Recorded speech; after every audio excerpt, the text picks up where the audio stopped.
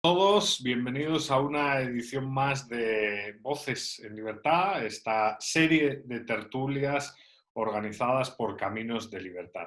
A lo largo de los ya más de 15 programas que hemos grabado, pues hemos tratado diferentes temas, ¿no?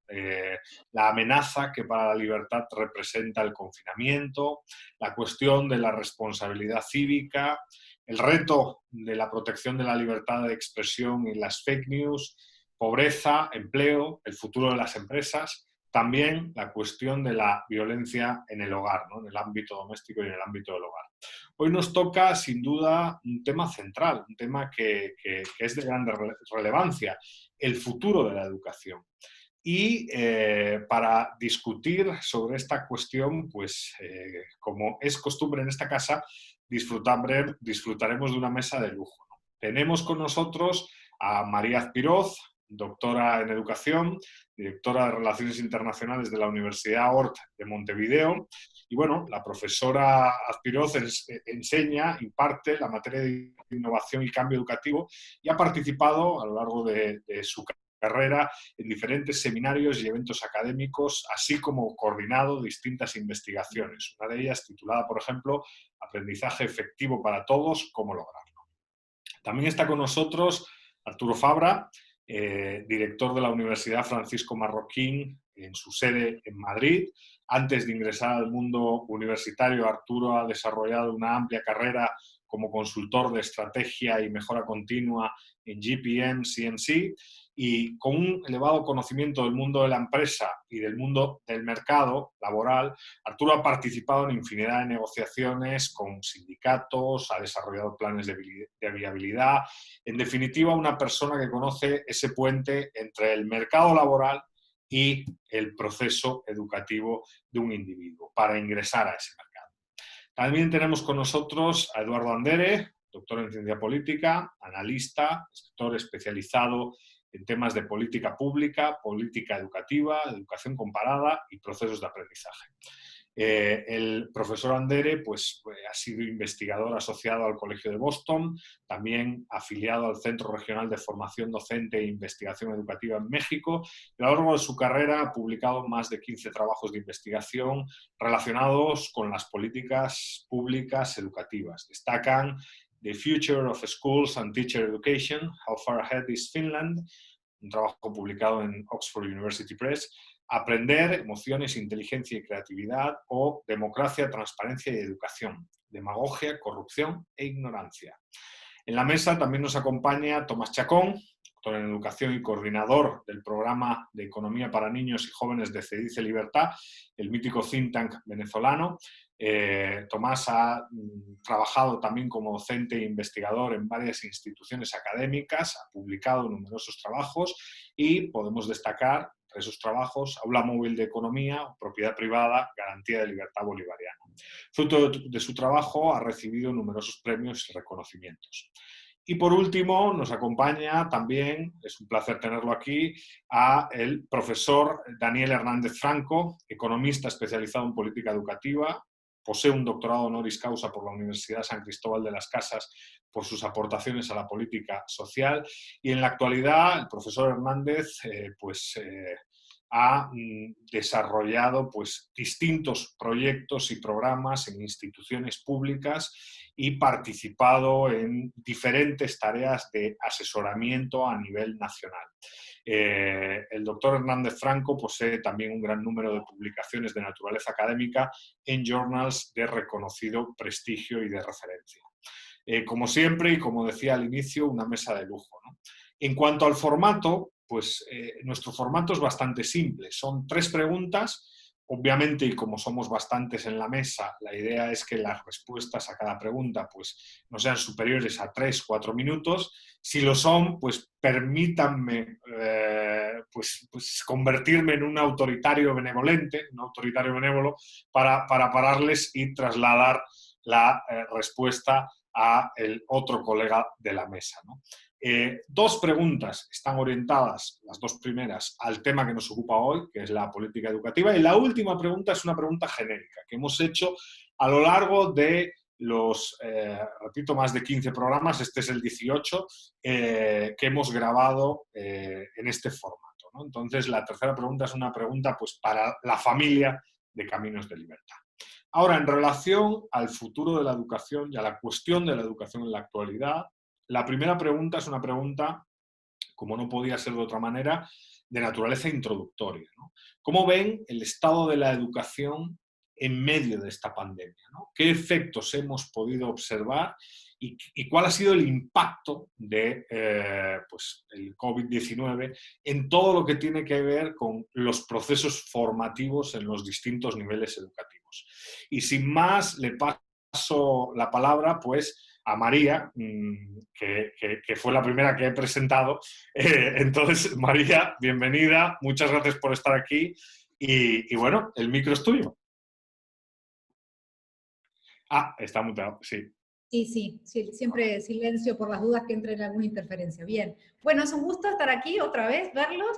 Y bueno, la pregunta se puede tomar desde diferentes lugares. Primero hay que quizás ver el impacto que tuvo desde los aprendizajes y separarlo del impacto que tuvo sobre la enseñanza.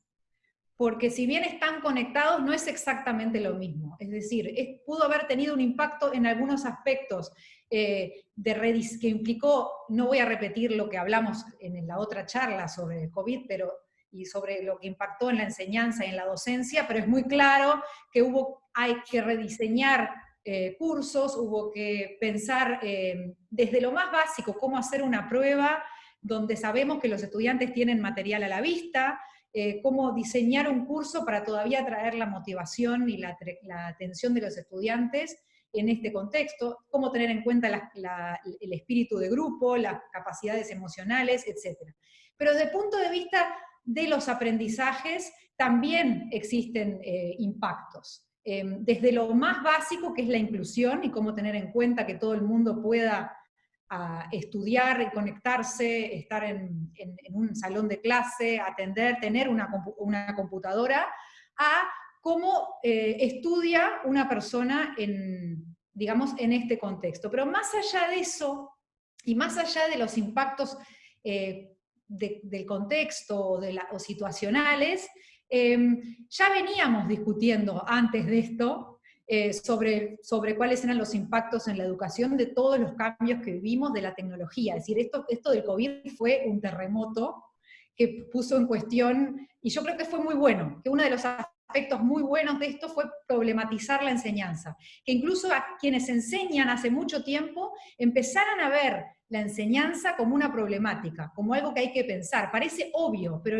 no estaba instalado en todo el mundo. Y ahora eso tiene un impacto importante. Y eso sobre todo lo vemos a nivel de la universidad.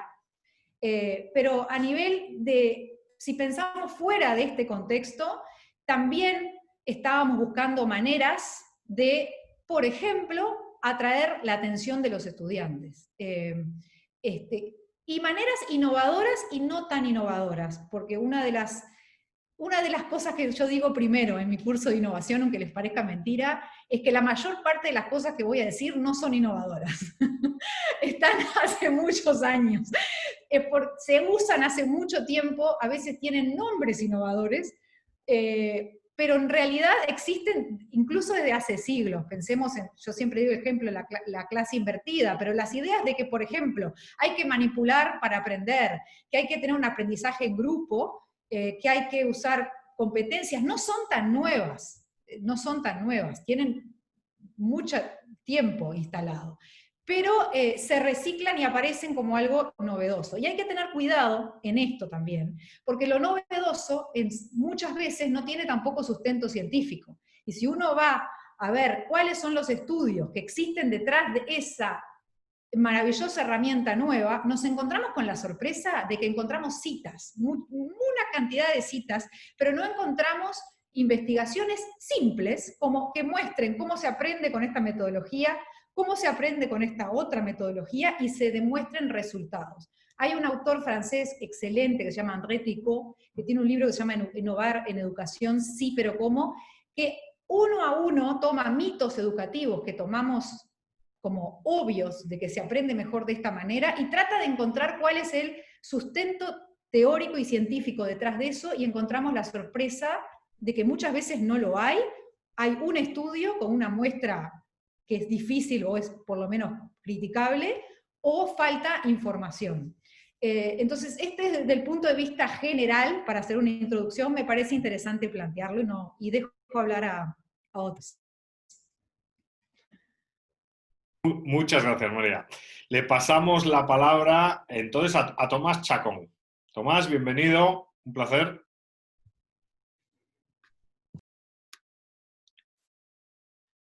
Sí, oiga, muchas gracias, Eduardo, y a las personas que nos acompañan en Caminos de la Libertad y que nos escuchan. De hecho, como manera introductoria a la pregunta que acabas de señalar, en primer lugar se me viene a la mente incluso el concepto que tenemos de educación, porque en función a eso, pues pudiera darme respuesta o plantearme incluso preguntas acerca de cuál es el impacto de hoy y el que se pudiera tener mañana. Y como bien mencionabas, de hecho, nuestra labor educativa ha sido básicamente la enseñanza de economía a niños y jóvenes desde la universidad. Y desde allí el concepto de educación que más nos ha dado respuesta al por qué divulgar conocimiento económico es el que la educación consiste en que la persona se convierta en lo que es. Y eso que la persona se convierta en lo que es, bueno, puede tener todo un bagaje teórico que en este momento tal vez no aplica, o tal vez comentaríamos autores que señalen sobre eso. Pero en ello nosotros tenemos dos fundamentos que nos dan luces para identificar algún impacto, ¿no? Y el primero de ellos es Bastiat, gran educador. De hecho, en los liberales, bueno, consideramos que en esto de divulgar conocimiento económico de manera sencilla, pues Bastiat es un pionero, por no decir que el primero, el que mostró que la economía, sobre todo el liberalismo, por ser sentido común, pues puede estar al alcance de todo. Y obviamente Bastiat en el hecho educativo parte de la necesidad de la naturaleza humana de desarrollar, preservar, incluso expandir lo que bien conocemos como la personalidad, la vida y la libertad. En medio de eso, pues entonces, el mismísimo Bastiat pues dice que las tres deben ir en conjunto. Una no puede estar sin la otra. Personalidad, vida y libertad, si no se desarrollan juntas, pues se pierde el sentido de lo que es la persona. Y eso es lo que tomamos entonces, bueno, y que implica el que la persona se convierta en lo que es. Y ese es un indicador incluso que vemos un principio que se mantiene en todo tiempo y cultura. Porque de hecho es lo grandioso, por lo menos que he descubierto en el liberalismo, es el hecho de que hay principios allí que permanecen en todo tiempo y cultura. Es decir, hoy en el 2020, hace 100, 200, 1000, 2000 años atrás o mucho más atrás, y lo que pueda suceder al futuro. De allí entonces que pensar en el impacto de la educación, incluso de la educación hacia el futuro, pues implica obviamente identificar esos principios que permanecen, repito, en todo tiempo y cultura. Como bien entonces nos señala Bastiat, eso que forma parte de la naturaleza humana, o que él mismo dice que fuimos dotados por Dios para defenderlo incluso. Y de ahí entonces con esto de todo tiempo y cultura, pues entonces me asomo incluso a citar a otro autor liberal, a Hayek, en su libro sobre fundamentos de la libertad, que sostiene que para que las viejas verdades permanezcan en las nuevas generaciones, deben reintroducirse en un lenguaje nuevo. Entonces, en medio de esto, pues como bien mencionaba María, pues este COVID-19, por lo menos en materia de educación y seguramente que en cualquier otro ámbito, pues se nos presenta como una oportunidad, como un desafío, obviamente porque permite el desarrollo de la personalidad. Ese desarrollo de la personalidad que es lo que nos diferencia a cada uno de nosotros, que nos diferencia una vez que hemos conseguido una naturaleza que es precisamente lo que nos iguala. Y esa igualdad implícita o netamente en la dignidad humana. Pues entonces, escuchaba la explicación incluso de María, que reitero, pues en medio de esto pues hay un desarrollo de la personalidad, hay un desarrollo de la creatividad, esa capacidad humana entonces que tiene para ser creativo, indistintamente incluso de cualquier presión totalitarista o cualquier presión autoritarista que pueda haber en el entorno.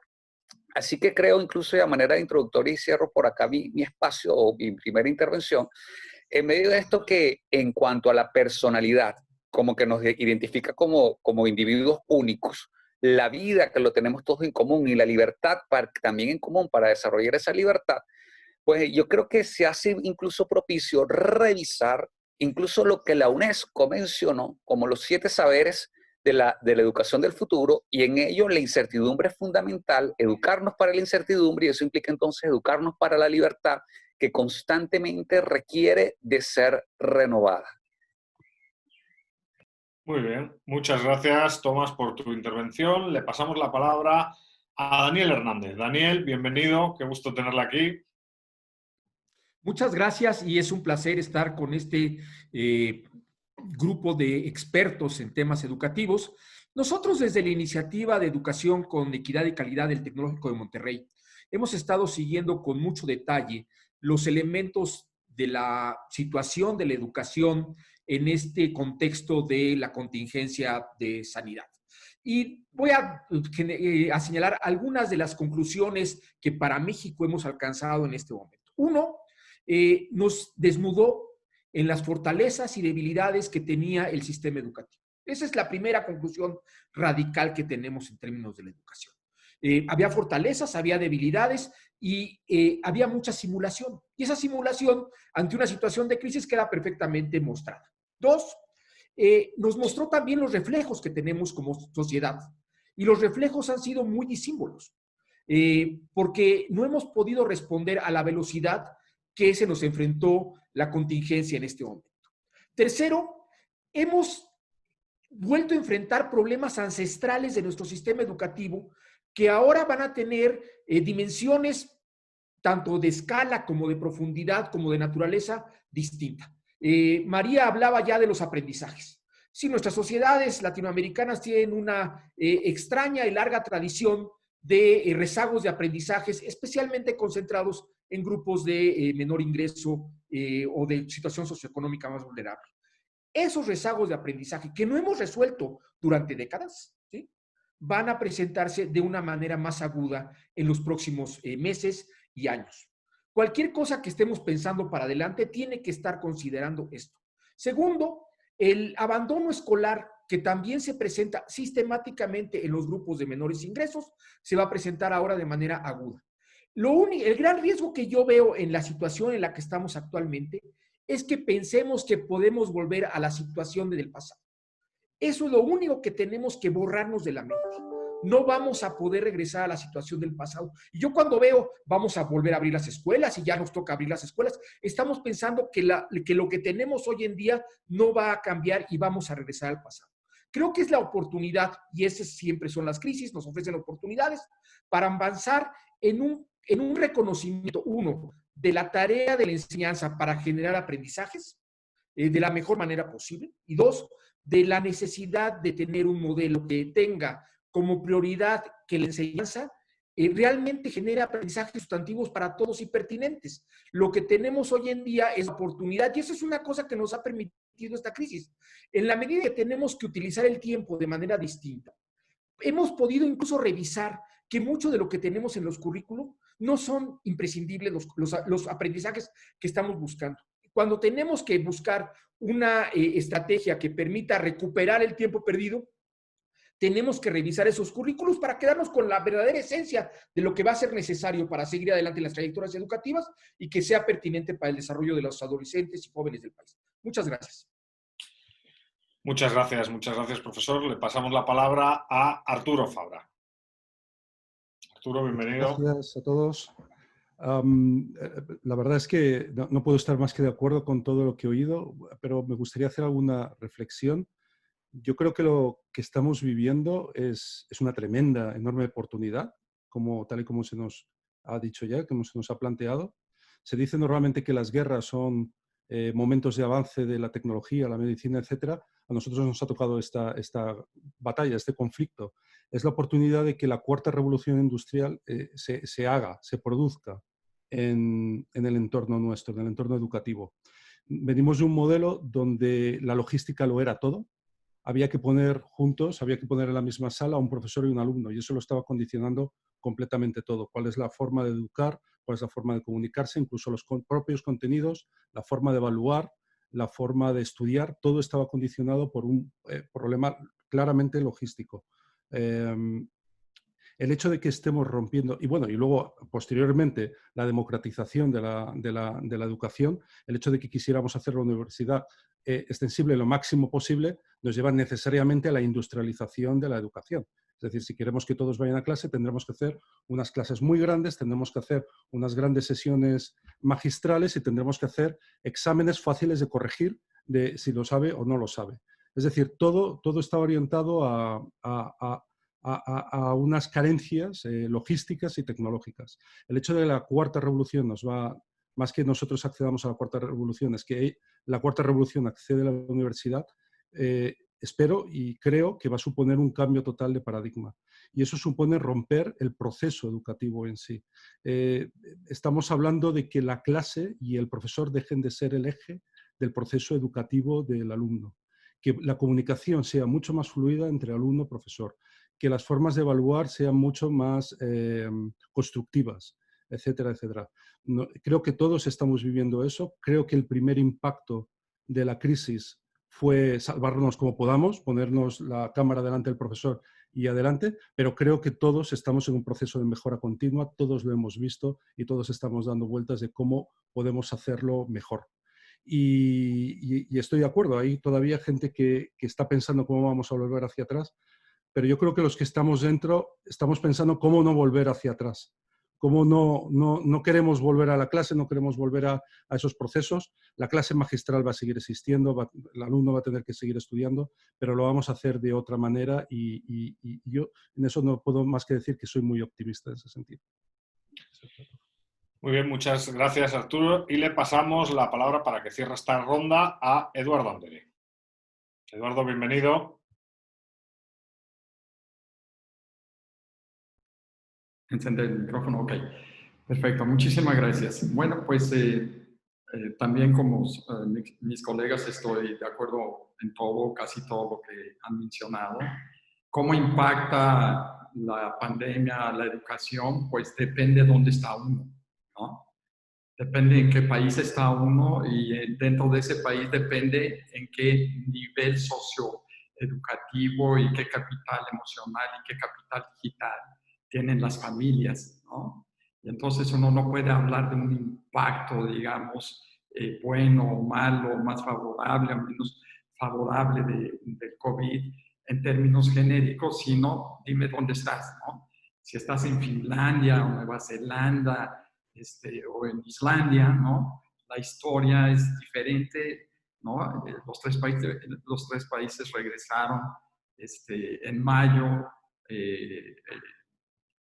a las escuelas. Finlandia regresó casi normalmente, ahora regresan, si no me equivoco, el 11 de agosto y están pensando en un regreso a clases casi normal, ¿no? Con algunas reglas de distanciamiento, sin cubrebocas. Nueva Zelanda pues tiene prácticamente controlado todo, pero si te vas a Latinoamérica en general o a Estados Unidos, la situación es muy grave, ¿no? Y es muy grave a nivel del país, pero también es muy grave a nivel de qué escuela estás hablando, ¿no? En estos países, en estos sistemas educativos, existe una enorme asimetría en las oportunidades de aprendizaje, de enseñanza y aprendizaje. Y lo que estamos observando con el COVID es que las asimetrías y las brechas y la segregación y la desigualdad van a crecer, ¿no? Y esa es la mala noticia, ¿no? La buena noticia va por un lado por lo que mencionaba María al principio, de que las cosas que ahora estamos diciendo, de que se está hablando de la nueva digitalización y de la innovación y el nuevo maestro y demás, es un lenguaje que ya estaba en la palestra, digamos, ya estaba en la mesa, ni siquiera de discusión, era una mesa de exposición de las nuevas ideas de la educación del siglo XXI. Una educación para un mundo cambiante, para un mundo digitalizado y para un mundo con enormes innovaciones. ¿Qué hizo la pandemia? Aceleró esas tendencias que ya observábamos. Digamos que la pandemia nos adelantó el futuro. Lo que esperábamos ver dentro de 10 o 15 años, lo estamos viendo ahora. Cambios que esperábamos hacer de la relación entre pedagogía y digitalización, los estamos forzando, que pensábamos hacer en 10 años, los estamos forzando para hacerlos en una semana o en un mes, ¿no? Y entonces, en ese sentido, no cambia radicalmente el pensamiento, por lo menos académico, y de las escuelas de vanguardia en el mundo, sino lo que sucede es que se acelera, ¿no? Lo que sí tenemos es un enorme problema de la simetría que ya mencionaba y una variable DOMI, ¿no? Es algo nuevo, es algo diferente. Y el retraso de la prueba PISA, porque por primera vez durante 20 años se retrasa un año, ¿no? Quiere decir que ellos, digamos, a nivel global, están observando que esta variable DOMI, ¿no? Que esta pandemia va a afectar tanto los resultados educativos que es pertinente darnos un año. Pero darnos ese año, ¿no? Convertirá la prueba PISA en una prueba no comparable. Se tendrá que rediseñar por completo la prueba PISA o tendrán que diseñar algunos factores algunos índices para poderla comparar con años anteriores. Pero el retraso demuestra que efectivamente, ¿no? A nivel global, ¿no?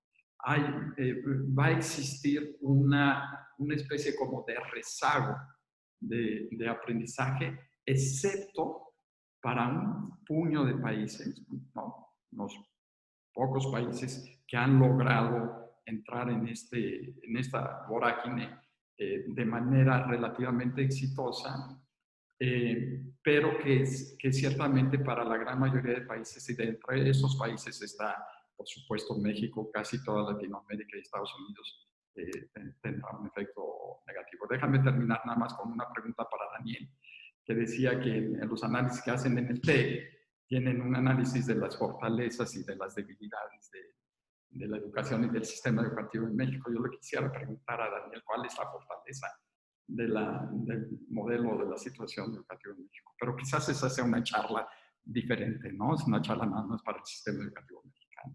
Bueno, podemos meterla aquí porque la segunda pregunta que teníamos en la batería es una pregunta pues obviamente ya con un diagnóstico, una pregunta vinculada a política pública, ¿no? ¿Cómo en el futuro y qué medidas deberíamos llevar a cabo para mejorar la educación existente y mejorar los procesos de aprendizaje de nuestros jóvenes, ¿no? Y en ese sentido, pues, ya que Eduardo ha hablado de Daniel y ya que el Instituto Tecnológico de Monterrey y concretamente, pues, la Escuela de Gobierno y Transformación Pública, ese es un órgano especializado en política pública, le podemos dar la palabra a Daniel para que empiece por ahí hablando de por dónde deberían de ir las políticas públicas en educación con lo que sabemos a día de hoy y de paso pues responder a esas fortalezas mexicanas del sistema mexicano, ¿no? O sea que, Daniel, te paso la palabra. Gracias, Eduardo. Eduardo y yo somos muy buenos amigos, es decir, que quede claro que somos muy buenos amigos de muchos años, no de ahora. Y yo lo reconozco y lo admiro. Déjenme decirles dónde veo la fortaleza. La fortaleza fue estas cosas innovadoras de sistemas profundamente centralizados. La educación en general, incluso en sistemas como el americano, donde los distritos tienen supuestamente alguna libertad, son terriblemente centralizados. La educación es un evento centralizador. Hay razones para ello. Lo que nos mostró la situación es que a pesar de todo lo que hemos hecho a través de decenas de años para debilitar la independencia de los grupos educativos locales, ya no sean solamente escuelas en específico, sino sistemas locales de educación, han logrado, muchos de ellos, mostrar una resiliencia que no esperábamos. En México tenemos ejemplos de estados del país que han podido montar sobre elementos que habían estado armando a lo largo de los años, modelos de respuesta ante la contingencia que han podido seguir adelante. Esa es mi respuesta a la pregunta de Eduardo, que nos ha sorprendido gratamente que podamos hacerlo. Y esto lo ligo con mi segunda respuesta. Y eso son cosas que dice Eduardo, es decir, nosotros tenemos que seguir impulsando que las comunidades educativas tengan mayor independencia para hacer su trabajo. La educación tiene un vicio sobreprescriptivo. Es decir, realmente tenemos una muy fuerte tendencia a sobreprescribir lo que hay que hacer.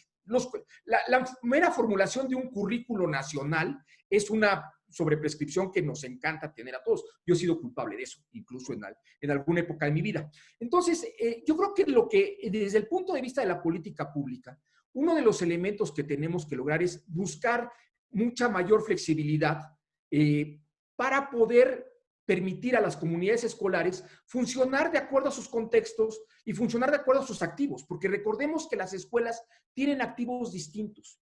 Y además, lo único que yo agregaría es que estos activos tienen que ser apoyados de manera diferencial por políticas específicas, ya sean nacionales o locales, no importa demasiado, pero solamente en la medida en que podamos darle mayor autonomía, que es el concepto, a las comunidades escolares, con base en ciertos parámetros generales, pero sobre todo con apoyos a sus activos, y el activo más importante, lo sabemos, son los docentes, ¿no? Vamos a poder tener avances en la educación, en lo que nos debe importar principalmente, que son los aprendizajes de las niñas y de los niños. Eso es lo que tendría que decir. Gracias, Eduardo. Muy bien, muchas gracias, Daniel, por la respuesta. Le pasamos la palabra a Tomás Chacón. Tomás. Sí. De hecho, anoté por acá, comentando acerca de las políticas públicas o qué medidas deberíamos llevar a cabo. Y de hecho, partiendo de la definición que mencionaba al principio, de que nosotros queremos firmemente que la educación consiste precisamente en que la persona se convierta en lo que es. En este momento, bueno, pues recuerdo a Lao Tse con ese pensamiento liberal milenario, de que si quieres ayudar a alguien, déjalo tranquilo, si quieres ayudar a alguien, déjalo que se expanda, ¿no? Entonces ahí se genera esa tensión en el ámbito liberal acerca de, bueno, qué tanto intervenir y qué tanto dejar a las personas libres. Y aquí veo algo formidable, incluso como esta gran crisis de la modernidad o de los tiempos actuales, de la falta de confianza en el otro. Y yo creo que si partimos de tratar de superar de la falta de confianza en el otro y confiar más bien en que el otro tiene capacidad de convertirse en lo que es, me parece que las políticas públicas pues deben ir netamente al acceso a la información, que la gente adquiera la información o desarrolle la información asumiendo el convertirse en lo que quiera ser, y precisamente porque ese acceso a la información incluso requiere precisamente que la gente conozca qué es lo que hay más allá. Y cuando me detengo un momentico con esto de conocer más allá, porque con esta experiencia de trabajar con universitarios, yendo a compartir principios básicos de economía en niños, sobre todo en barrios, nosotros nos hemos encontrado con barrios en donde hay niños que nunca han llegado al centro de la ciudad, o que nunca han salido de su zona, o nunca han pasado el puente que invade el barrio. Y a eso me refiero netamente incluso hasta con el acceso a la información, que incluso allí hay escuelas, pero sin embargo no conocen un mundo más allá que las paredes que existen allí. Y de ahí entonces pudiera presentarse de cómo este nuevo enfoque de educación, en donde estoy totalmente de acuerdo, en donde será casi imposible que volvamos atrás al esquema anterior, pero hay principios que sí prevalecen. El hecho de cómo hacer llegar entonces ese acceso a la información de personas que vean un mundo que hay mucho más allá de lo que puede expandirse en un barrio, una urbanización o cualquier otra zona. Así que de entre las medidas a llevar a cabo, yo creo que lo principal sería incluso, bueno, ¿y qué es lo que queremos? Y por eso reitero entonces en eso que mencionaba de base de personalidad, vida y libertad, me asoma en este momento entonces que yo creo que el indicador fundamental sería lo que llevó hasta la fundación de las universidades por hace 1000 años atrás. Hay una carta hermosa del Papa Alejandro IV que escribe a la Universidad de París, que dice que el objetivo de la universidad es la búsqueda de la verdad y los valores trascendentes del ser humano. Y de ahí entonces veo que cualquier política pues debería estar marcado con eso. Bueno, ¿trasciende o no trasciende el ser humano en función a esto? Estoy totalmente de acuerdo de que es muy probable que los niveles de desigualdad se incrementen, pero yo creo que si los niveles de desigualdad se incrementan y crecemos en la trascendencia, hacernos responsables en lo que somos, tal vez estamos ganando muchísimo, y ahí me sumo al optimismo que mencionaba hace un rato Arturo. e incluso como en la desigualdad que se puede incrementar, pero que vaya unido con la trascendencia, y con la trascendencia íntimamente ligado con la libertad, pues creo que sería una gran ganancia en confiar en el otro y simplemente en medio de eso perfeccionarnos nosotros en esa confianza, dando acceso a la información, porque la gente tiene capacidad de utilizar la información para convertirse en lo que es. Muy bien, muchas gracias. Le pasamos la palabra a María. María, bienvenida de nuevo. Pero estoy prácticamente de acuerdo con lo que han dicho, sobre todo la parte de flexibilidad y autonomía e independencia que mencionó Daniel es central. Si una cosa aprendimos también en esta crisis fue que no era flexible, estaba muerto. Lo aprendimos, creo que todos tuvimos que aumentar nuestra capacidad de flexibilidad para poder atender situaciones que no pensamos, a la vez que también atravesábamos momentos personales difíciles, porque no fue fácil para ninguno de nosotros tampoco. Entonces creo que eso es central, porque una de las dificultades con lo prescriptivo también es que mucho de lo que funciona en educación, o que se pretende bueno para todos en educación, tiene la paradoja de que en la práctica termina funcionando para los buenos estudiantes. Porque aquellos estudiantes que son la norma, que son la muestra general, pero no son los estudiantes que tenemos en muchos centros, y no son todos los estudiantes que tenemos en los centros. Entonces, eso es algo que ocurre muchísimo con respecto a lo que es prescriptivo en la educación. Tiende a ir hacia lo que se cree como general y que se toma como un estudiante tipo o como un docente tipo, y no tiene en cuenta lo que son las constricciones de tiempo, las constricciones geográficas, las constricciones culturales, sociales, económicas, no tienen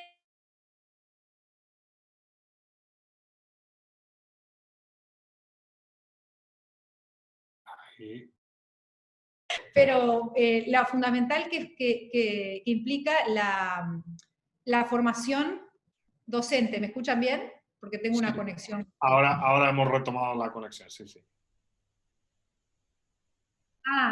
Bueno, también en lo que tiene que ver con la formación docente, que es fundamental, que sabemos que hay respaldo científico y hay evidencia sobre el impacto que tiene en los aprendizajes. Esto es difícil, es un desafío para todos los gobiernos, es un desafío muy a largo plazo que no se ve en los 4 o 5 años de gobierno, implica un diseño muy grande y una inversión de recursos, de tiempo y de responsabilidad muy grande, que sin duda hay que hacerlo. Y después, en este orden de la flexibilidad, tener en cuenta lo que es la flexibilidad de forma en la educación, ejemplo de las tutorías, que es algo que se puso ahora de moda otra vez en este formato por el COVID, pero es algo evidente, maximizar el tiempo presencial y lograr una atención más personalizada que se pierde en lo digital, porque es una de las dificultades. Es más fácil ese contacto personal en el campus, en lo que tiene que ver con la forma, pero también en el contenido, porque nos obliga a priorizar contenidos, a que no todo es igual de importante y que hay que decidir qué es lo más importante. ¿En la escuela aprendemos cosas útiles? No siempre. Mucho de lo que aprendemos en la escuela es para el futuro. Es un aprendizaje a futuro que no tiene una utilidad inmediata en el momento que lo aprendemos, pero es un fin en sí mismo aprender para poder, por ejemplo, contextualizar información, recibir una cantidad de información impresionante y poder discernir qué vale la pena y si estoy buscando realmente eso o me perdí en el mundo, en Internet. Entonces, esta es parte de lo que implica también replantearse los objetivos de la educación, desde el punto de vista de que se aprenden muchas cosas digitalmente. Voy a dar un ejemplo. Tengo hijos pequeños, no debería decir esto, las madres no les gusta, pero usamos a veces la tablet para que se distraigan, sobre todo durante la pandemia. Aprenden solos, son mucho mejores que yo, pero ese conocimiento que aprenden, sí, no aprenderían a leer y escribir si no fueran a la escuela. Son las comunidades sin escuela, hay aprendizajes que todavía requerimos la enseñanza formal. Entonces, esas herramientas digitales, como la tablet, son una herramienta, pero no hay que perder el norte, tampoco, en esta locura de lo digital, que no es el fin, es una herramienta, y que la escuela esencialmente tampoco es tan diferente a lo que era antes. Hay muchos conocimientos que son válidos hoy, eran válidos antes y van a continuar siendo válidos, pero hay que replantearse esto desde el mundo en que vivimos, sin duda, y en base a los aprendizajes que tuvimos durante esta crisis. Muchas gracias, María. Le pasamos la palabra a Eduardo. Eduardo. El micro atrás, perdón. Ok. Muchas gracias. Daniel, gracias por la respuesta. Luego lo platicamos, mi estimado Daniel. Estoy de acuerdo contigo y con María en que una parte de lo que la política pública debe de hacer es regresar, digamos, pues no regresar en el caso de México, por supuesto, pero devolver, digamos, a las comunidades y a las escuelas la capacidad de decisión y de flexibilidad. No solo de decisión, necesitamos flexibilidad pedagógica y una serie de cosas con las cuales estoy completamente de acuerdo. A mí me gustaría agregar dos o tres puntos de política pública para todo el mundo, no solo para México o Latinoamérica, sino para todo el mundo. A mí me parece que uno de los temas olvidados de la educación del siglo XX, ¿no?, y que ahorita lo estamos retomando, es el tema de la crianza y el tema el manejo de las emociones.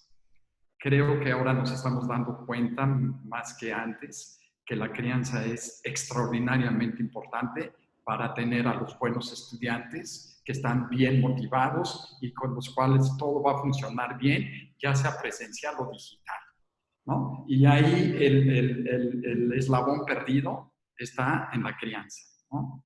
Y la otra parte que también olvidamos, ¿no?, obviamente los buenos maestros y los buenos ambientes de aprendizaje y de enseñanza y de desarrollo en los hogares lo hacían desde siempre, es el tema del manejo de las emociones. Y desgraciadamente con esta carrera competitiva con que cerramos el siglo XX, hubo una especie de aceleración en la obsesión de los papás y de las mamás que les transmitieron a las escuelas de que sus hijos deberían de hacer muchas más cosas antes, de que deberían madurar mucho más antes, de que deberían aprender a leer y escribir desde los 2 o 3 años de edad, porque si no, no iban a lograr la competitividad o la competencia para un mundo competitivo difícil como el del siglo XXI. Y yo creo que aquí cerramos el siglo y empezamos el XXI de una manera equivocada. Yo creo que exageramos, digamos, en obsesionarnos por retacar, digamos, de elementos cognitivos en la educación de nuestros pequeños. Yo creo que tratamos de hacerlo al revés. Yo creo que lo que ahora nos enseña la nueva ciencia de crianza, que ya la tenemos, pero que no había hace 30 años, y la nueva ciencia de las emociones, que también no existía hace 30 años, ninguno de nosotros fue educado con estos hallazgos o estas propuestas de ambas ciencias.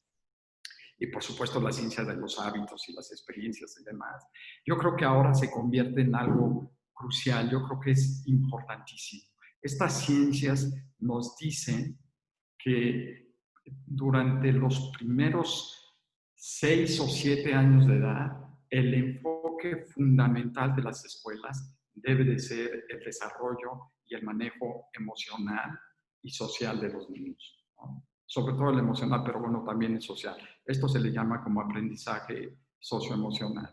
Y yo creo que eso es lo que hemos olvidado, la política pública lo olvidó durante mucho tiempo. Y empezamos a presionar a los sistemas educativos y las empresas a los papás y los papás a las escuelas por tratar de hacer a nuestros niños sabios desde los 2 y los 3 años de edad. Y los empezamos a retacar con muchas actividades, sacrificando, por ejemplo, horas de juego y horas de desarrollo social. Yo resumo esto con una frase en la que digo que primero debemos enseñar las emociones para aprender las ecuaciones y no al revés, ¿no? Y esto lo debemos llevar al nivel de la política pública. La política pública debe de estar más pensada en el desarrollo cerebral y emocional de los niños que en el desarrollo económico. Primero viene el desarrollo cerebral y emocional y cognitivo de los niños y luego el desarrollo económico. No tenemos que poner por encima del beneficio y del bienestar de los niños metas de acelerar los sistemas educativos, retacarlos de elementos de dominio antes de tiempo. Y creo que estos son los dos puntos o eslabones o temas olvidados o perdidos de la educación del 20 y de la primera década del 21.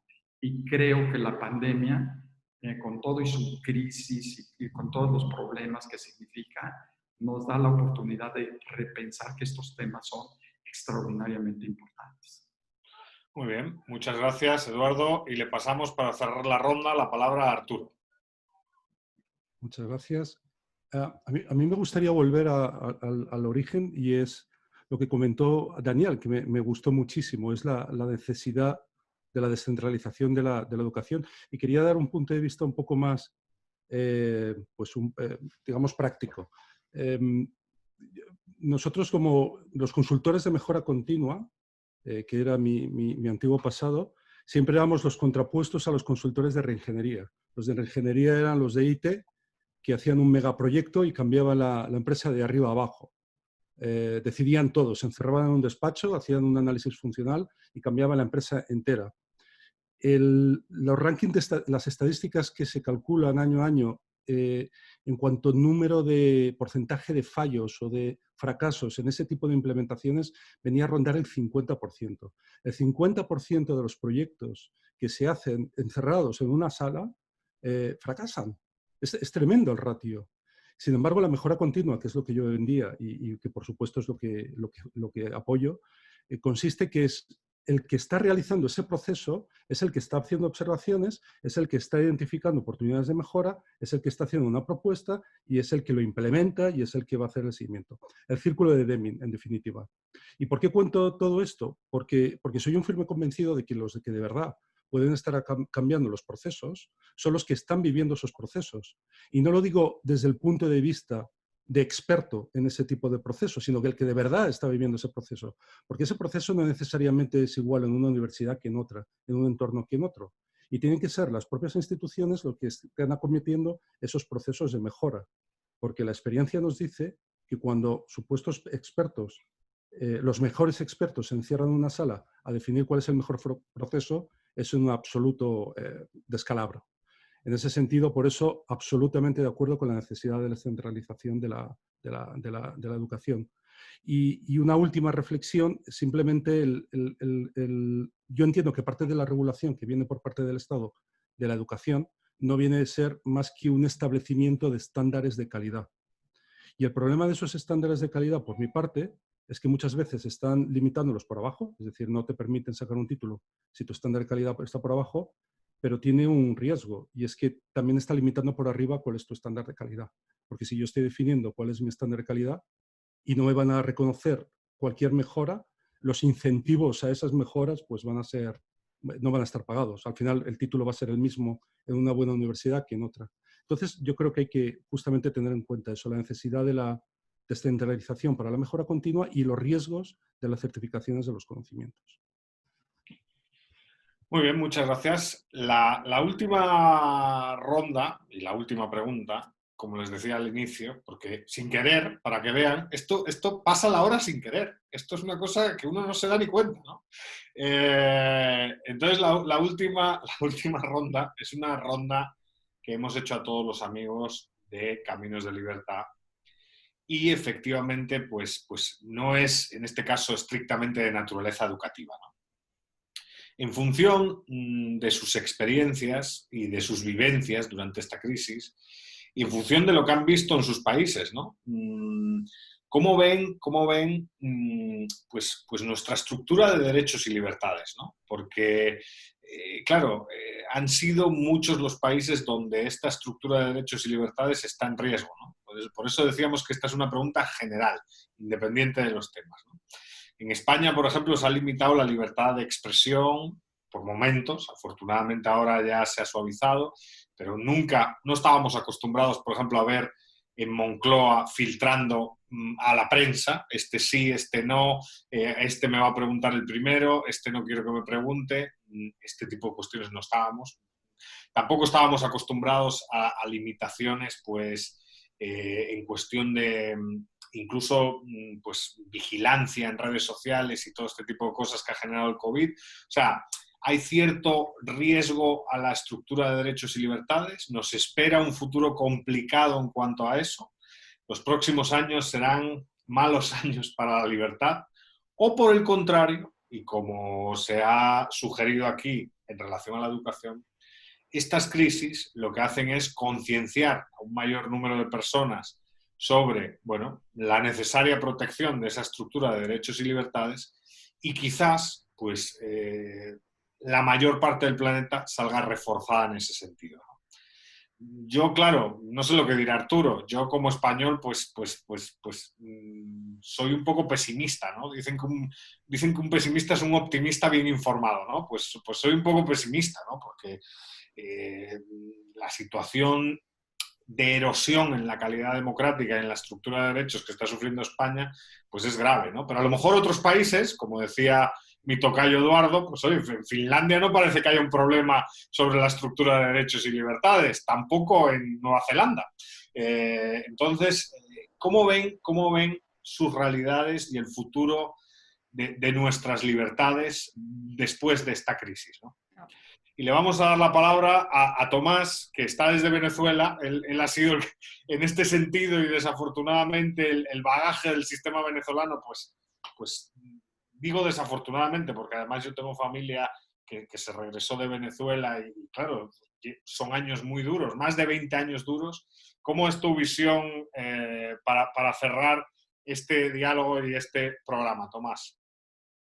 Sí, quisiera conectarla con la pregunta anterior, porque incluso entreviendo oportunidades de cómo pudiera aflorar la libertad en medio de esta pandemia y desde la educación, yo creo que algo interesantísimo para nosotros sería levantar la voz en esos como por ejemplo de no exigir una licencia para ejercer una profesión.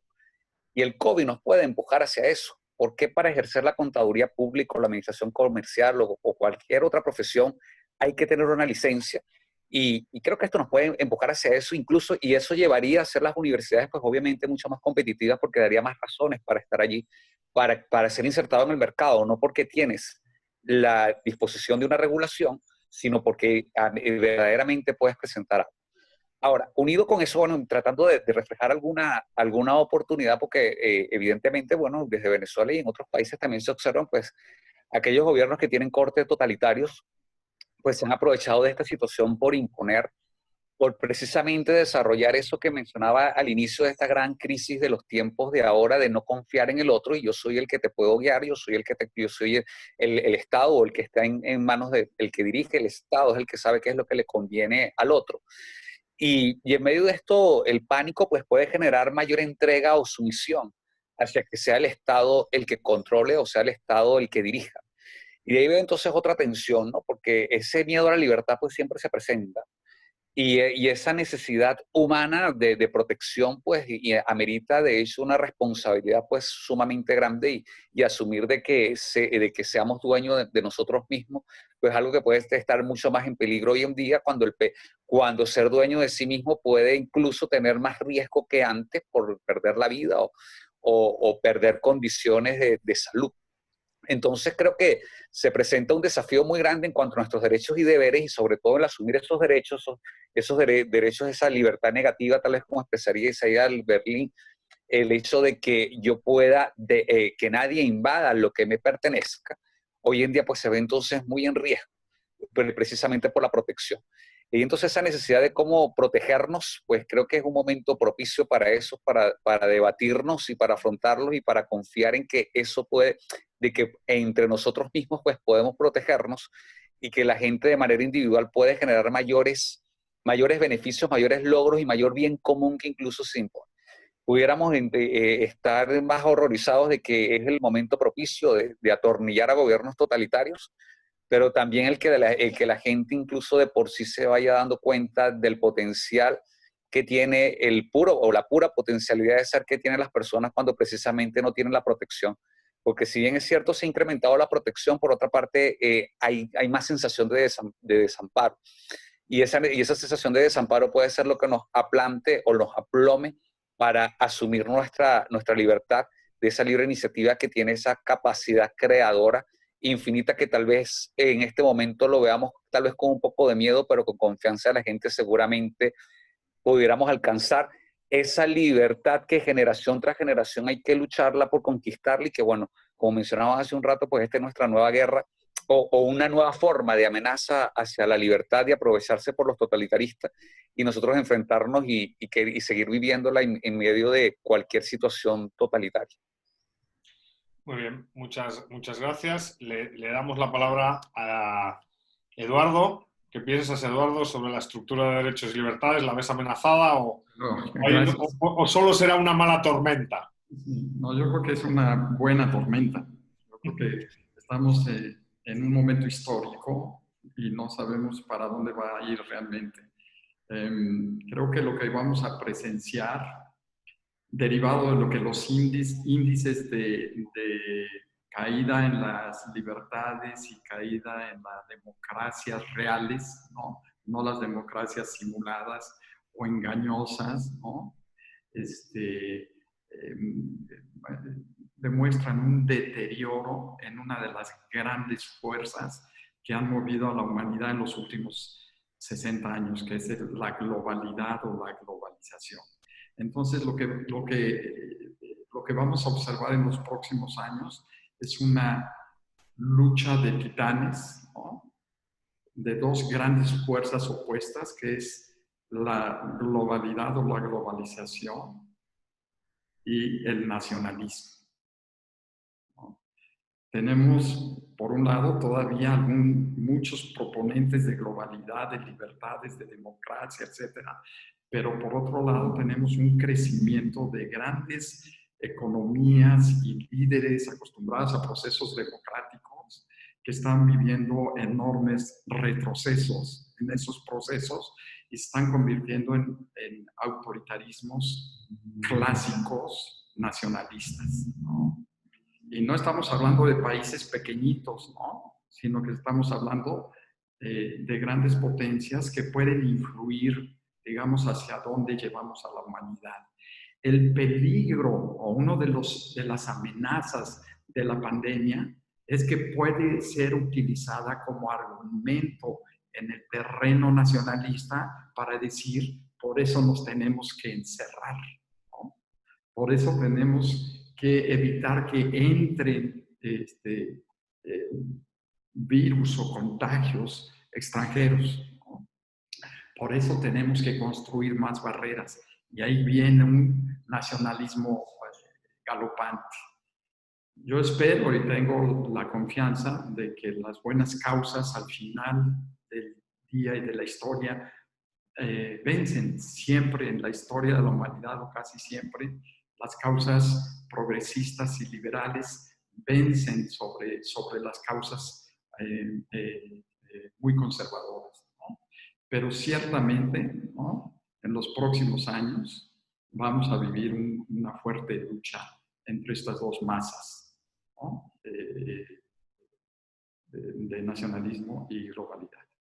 Sí, sí, muy interesante porque efectivamente ese populismo muchas veces está adquiriendo una forma nacionalista terriblemente peligrosa, ¿no? Es una amenaza.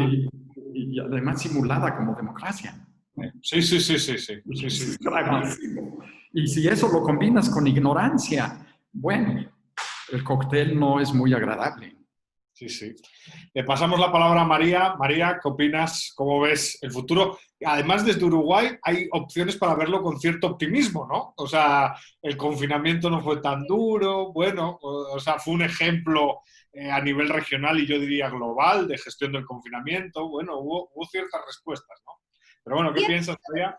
Te pregunte, siempre estas respuestas son muy diversas. En mi opinión personal creo que sí, no es para estar pesimista, tenemos un saludable sistema democrático. Venimos de hecho una alternancia en las elecciones, luego de 15 años, un cambio de gobierno, ahora gobierna una coalición, que es complicado desde el punto de vista de la gobernabilidad, sabemos cómo es la coalición en la negociación del poder, pero también es una distribución del poder de alguna manera. Y bueno, sí, en el manejo de la pandemia fuimos un poco diferentes a nivel regional, sin duda. O sea, el presidente en todo momento, y lo aclaró como una decisión personal además, pero en cuanto a no decretar una cuarentena obligatoria, y bueno, ha funcionado con bastante éxito, y digo esto porque esto no resiste archivos, y dentro de un mes tenemos una situación complicadísima, porque eso también puede pasar. No está descartado, trabaja con un equipo de científicos de primera línea, realmente. Fue muy importante en este gobierno el valor que le dio la ciencia en este manejo de la pandemia, en traer personas expertas desde manejo de datos en situaciones de crisis hasta en medicina, para poder armar un plantel científico que sea el que asesore al gobierno. Eso es muy bueno desde el punto de vista también del valor que le dio a esto. Hay muchas cosas en entredicho, todo lo que es la disminución del presupuesto en las ciencias, por otro lado, que es una realidad que va a sufrir el país y que seguramente va a tener efectos. Pero desde el punto de vista global, sí, es una mirada positiva. Por otro lado, no estamos ajenos a las dificultades que en este punto los problemas son mundiales y a nivel global. Yo trabajé en un proyecto con Deakin University Australia y Universidad Ord sobre alfabetización digital en adolescentes, que es un tema que me parece fundamental y que no está, porque como en la educación las cosas llegan tarde desde el punto de vista de los contenidos, no tenemos en Uruguay contenidos específicos sobre alfabetización digital en preadolescentes dentro de los programas educativos, cuando en Uruguay el momento en que los adolescentes empiezan a usar redes sociales concretamente es muy temprano. Incluso en la comparación con Australia, que fue este proyecto, era mucho más temprano en nuestro caso. Entonces, esto es un tema interesante para trabajar, que va a ser es una oportunidad, sí, para trabajar estos aspectos. Por ejemplo, todo lo que es la protección de datos personales, es algo que les cuento como en línea de la investigación lo que fue, pero uno de los resultados es que los preadolescentes consideran datos personales cosas muy concretas, el nombre, el apellido, la ID card, la dirección, pero muchas otras cosas que tienen aspectos muy importantes de lo que es los datos personales no son visualizados tempranamente, si requieren educación. Por lo tanto, para finalizar, decir que está muy relacionada tu pregunta con la educación y la libertad, porque sin duda son primas hermanas. Es imposible tener una sociedad libre sin una sociedad educada. Todos lo sabemos, y es uno de los fines de la educación, sin duda. Lo es, lo seguirá siendo cada vez más. Bien. Muchas gracias, María, muchas gracias. Le doy la palabra a Arturo, que bueno, con Arturo hablo mucho de estos temas, pero yo suelo pecar de pesimista y tal. Arturo, ¿cómo ves la situación de la libertad en los próximos años? A nivel, digamos, de Europa y un poco más general, ¿no? Sí, de España no nos vamos a engañar, la cosa está complicada y solo nos salva Europa, esa es la realidad. O sea, si no fuera por ese muro de contención, madre mía, ¿dónde estaríamos? A mí me parece, yo ahora mismo, de los mayores riesgos de la libertad a largo plazo que estoy viendo, quiero decir, estados ha habido casi siempre, y siempre ha habido tiranos, etcétera, y siempre existen porque al final hay una capa de la población que lo consiente o lo admite o lo que fuera. Y lo que estamos viendo es que hay un retroceso de la libertad entre jóvenes de determinada edad en Occidente, directamente de Estados Unidos y en Europa. Es el fanatismo absoluto, es lo políticamente correcto y la negación del pensamiento del contrario. Simplemente se niega el derecho a otro a pensar lo contrario, no a decirlo, sino a pensarlo. Se le está satanizando a alguien por pertenecer a determinado grupo o a determinado género incluso, Y eso te lleva a que por lo tanto pensará tanto y a que por lo tanto será un opresor, etcétera, etcétera. Yo ahí veo un riesgo pues, muy importante en lo que son los sistemas de libertades, porque al final los estados acabarán aprovechándose de ese sustrato y pondrán sus medidas populistas para dar una respuesta a eso. ¿Y por qué lo menciono esto? Porque yo creo, pero esto solamente es una hipótesis, es una teoría mía, yo creo que cómo están consumiendo información ahora mismo estos jóvenes, lo están consumiendo de una forma muy determinada y es masivamente, están teniendo muchísimo acceso a la información, pero de una forma, en forma de píldoras. Ellos adquieren en Wikipedia sus conocimientos, sus ideas, pero no son ideas razonadas ni son desarrolladas. Entonces eso los lleva a cierto dogmatismo. O sea, ellos cuando han leído un vídeo de 2 minutos, 1 minuto, donde es redondo el que lo explica, dices, ya está, ya me lo he creído. Porque no ha tenido la capacidad de contraponerlo con otras ideas y discusiones, etc. Y se creen básicamente que lo saben todo. Eso siempre se ha dicho de los jóvenes, pero esta vez es que la verdad es que lo saben todo, porque con Wikipedia tienen acceso a todo. Pero no han llegado a esos conocimientos de una forma razonada. Y me pregunto, mi planteamiento es si ese fanatismo que hay ahora mismo en estas generaciones no tiene que ver cómo están consumiendo esa información. Y lo digo porque ahí el papel de la universidad es fundamental, que lo decíamos en la última vez. La universidad, el ser capaz de establecer el razonamiento crítico, la discusión, el diálogo, etcétera, etcétera, son cosas que no están en el currículum como tal, pero que sin embargo la universidad los puede desarrollar y que yo creo que es donde está la oportunidad de desactivar esa bomba de relojería que tenemos ahora mismo, en que la universidad haga una formación humanística, además de técnica. Muy bien, muchas gracias. Y para cerrar la ronda, pues le damos la palabra a Daniel. Daniel. Muchas gracias. Estas preguntas son muy complicadas siempre, porque no soy profeta, entonces el futuro quién sabe cómo se ve. Además, la democracia siempre es muy complicada, porque la democracia es eso, es un proceso en el que participamos todos con un voto, nada más, cada uno de nosotros tiene un voto. Creo que lo que decía María y de alguna manera Eduardo lo planteó también es crítico. No podemos tener libertad sin tener una educación que desarrolle lo que decía ahorita Arturo, la reflexión crítica, la capacidad de análisis, la tolerancia como una actitud de cada uno de nosotros, el autocuidado. Entonces, creo que en la medida en que la educación siga fortaleciéndose, tendremos elementos de ciudadanos mucho más competentes para poder operar la ciudadanía. Yo soy pesimista porque la contracción económica que vamos a vivir 2 años, 3 años, va a ser brutal. No solamente en México, en el mundo. Y la contracción económica, a la CEN, lo que tiene es una limitación de libertades y funcionamientos. Es decir, no hay, eso es obvio, en la medida en que tenemos restricciones en nuestra capacidad de vida cotidiana, en nuestra posibilidad de funcionamientos en las libertades se reduce. Eso es una cosa demostrada ampliamente. ¿Qué tenemos? ¿Cuáles son por el otro lado, las oportunidades que veo desde el punto de vista del vaso medio lleno? Uno es un poco lo que interpreto que decía Tomás, es que nos va a permitir olvidarnos un poco de esta profunda dependencia del Estado. ¿Sí? Creo que los países latinoamericanos, crisis tras crisis, no terminamos de entender que la profunda dependencia que tenemos como ciudadanos de la acción del Estado, debimos haberla superado hace bastantes años.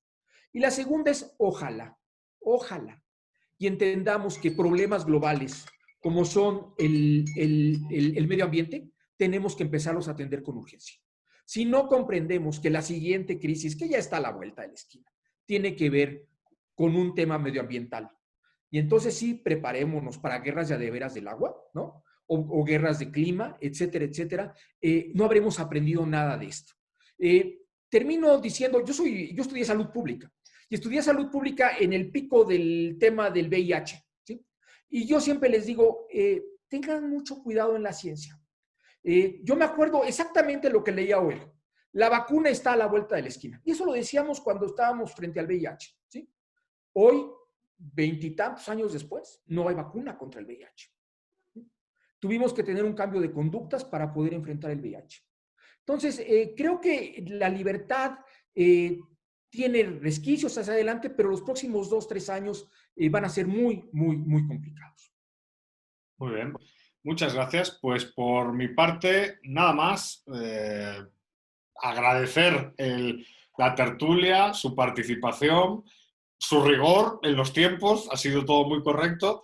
O sea que muchísimas gracias. Por mi parte, lo dicho, ha sido un verdadero placer y